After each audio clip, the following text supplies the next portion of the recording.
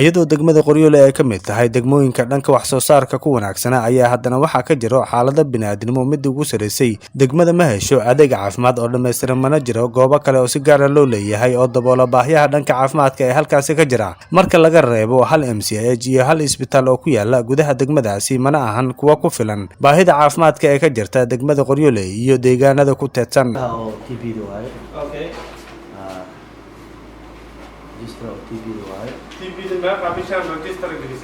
هذه بشين هور السودان في 14 بشان هذه 8 لوا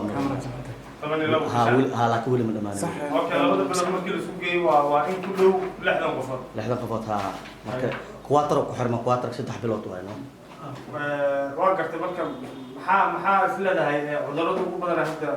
cudurrada ugu badan hadda TB ugu badan iyo malaria inta badan hadda oo xilligan ugu jira malaria ugu sii badan okay bishan maxaa diiwaan geliseen hadda malaria bishan hadda waxa muddo laakiin inta badan hadda suuqa wax ma jira patient hadda ma hayno laakiin shun ha bishan waa diiwaan gelin shun shacale kale dhakhtarka oo taysin OPT ga isa diiwaan gelin wixii diiwaan gelin isbitaalka Qoryoole waxa ka muuqda burbur baaxad leh isbitaalka Qoryoole ayaa ah isbitaalada ugu weyn ee ku yaala magaalada Qoryoole waxa ay dhammaan maamulka iyo shaqaalaha isbitaalka ay cadeeyeen in isbitaalka adeegyada caafimaadka oo bulshada u hayay aysan dhameystirneen hadii ay ahaan lahayd dhinaca daawooyinka TV خربت هذا المستعمر وما كان ملاريا هذا مجالات سوق النار لكن وهي أكثر كان مجرى ملاريا مجالات سوق النار تمشي الأوبار أو بس مجالات أوبارنا وحلو برديك أما فيسكي الأوبار ما يصير مجالات سوق النار لكن السبتال كان غير ما شخص هذا حاشة كيسة OPD جس عرفتي أو تتذكر OPD جس أو فيشن جس يو TB جس لا كشكل فاتو حاشة نيوتريشن نيوتريشن هذا في دونتي إن شاء الله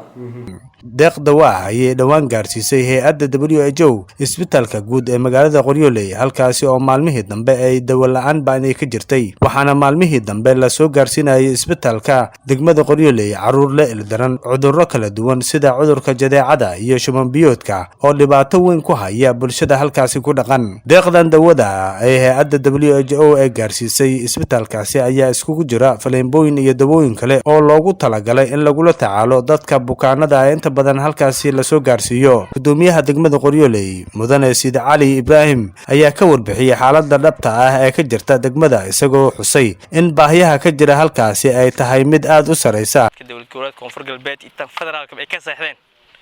degmada tan waxa jirto isbitaalkan in muddo uu jiifay qalab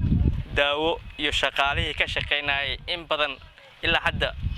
ilaa muddo wax salary ah oo had si toos ah maanta isbitaalka ka shaqeynaya shaqaalihii oo dhan ma jiraan wasaaradda caafimaadka tan federaalka iyo tan maamul goboleedka Koonfur Galbeed labadooda wasiir iyo shaqaalahooda agaasimayaashooda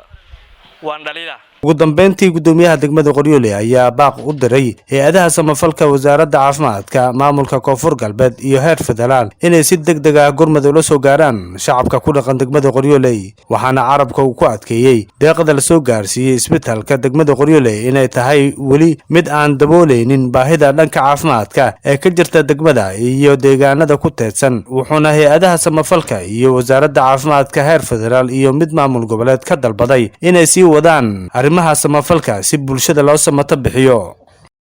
wasiir har iyo habeen waxaan u taagan anaga bulshadan samato bixinteedii adi waxa ku qosaysa isbitaalkan waadama caafimaadka ah tahay isbitaalkan ha u shaqeeyo sida Baydhabo isbitaalkan ha u shaqeeyo sida Barko isbitaalkan shaqaalahan salarigoodii ha helaan wasiir waa ka codsanina inaad soo gaarsid maadaama geeyiga Soomaalida ay degto oo ka mid tahay degmada Qoryoole